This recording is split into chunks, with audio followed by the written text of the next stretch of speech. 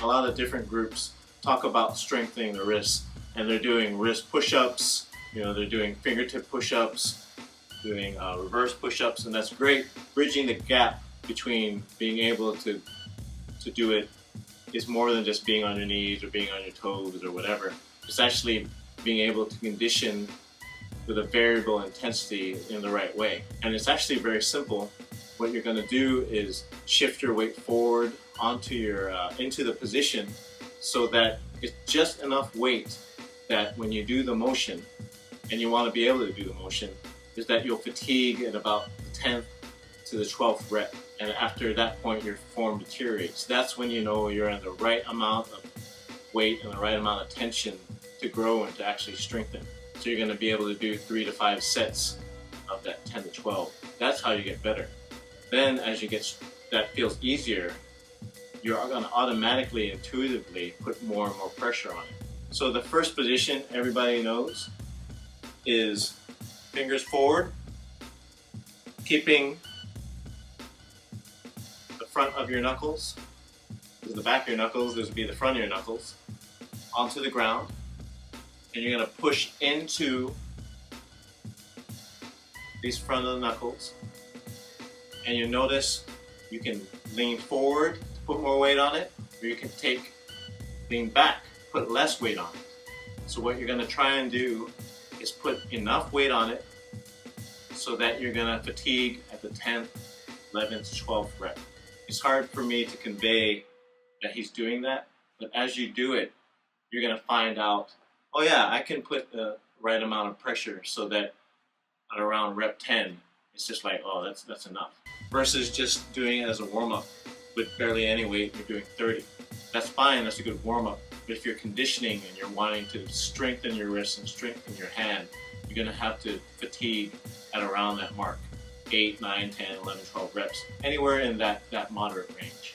Now to emphasize different finger groups, the first two or the last two, you're going to roll your fingers inward and then push up more into that bit. Again, hard to see, but easy to think about. That's what I'm going to do. I'm going to roll in and push through here. And then you're going to actively, again, push into the mat with your fingers. So you go inward, then you can roll onto the out part of your wrist to get the last two fingers. Okay. As you fatigue, and you think, oh, I'm not going to be able to make 10, you can drop back a little bit. So it's going to take a little bit of concentration and mindfulness within every rep. It's not something you can just bang out, otherwise you're not doing anything. You're not getting the benefit of that variable resistance that you can get from shifting your weight back and forth. And the last part in this position is rolling up onto the thumb. Now the thing to be careful about here is that you're not hyperextending your thumb. You got to have a little bit of a bend in that joint. Otherwise you're just going right into the joint and you're going to hurt yourself actually. If you go in through here, that little bit of a bend, then you're going to work on these, actually this muscle right here. So that's the first position. Second is the back of the hand with your fingers facing each other. Okay? Now you've seen this before. Everybody comes up like this. What I want you to think about is that if you weren't putting pressure on your knuckles, that it would be extending the wrist and flicking it away this way. So when you're on your knuckles, push down and have that sensation that you're pushing into the ground and rolling your wrist out. You want to shift your weight forward enough that you can do 10 to 12 reps really well with fatigue. If you need to shift back, you should. If you need to shift forward, you should. Variable intensity like that. Okay. Then the last bit is now your fingers are going to be facing backwards. Okay. Again, everybody's seen this stretch. To turn this into a strengthening exercise, you lift up, pull into your fingers, and again you have enough weight through them that you're going to fatigue around that rep mark that you've designated. Now what we'll do is we'll go into how this transfers into these bigger things you've seen. Go ahead, Derek, let's go into the first position and go into a push-up and see how he'll be able to roll up onto his wrist like that. This is the hardest bit of it.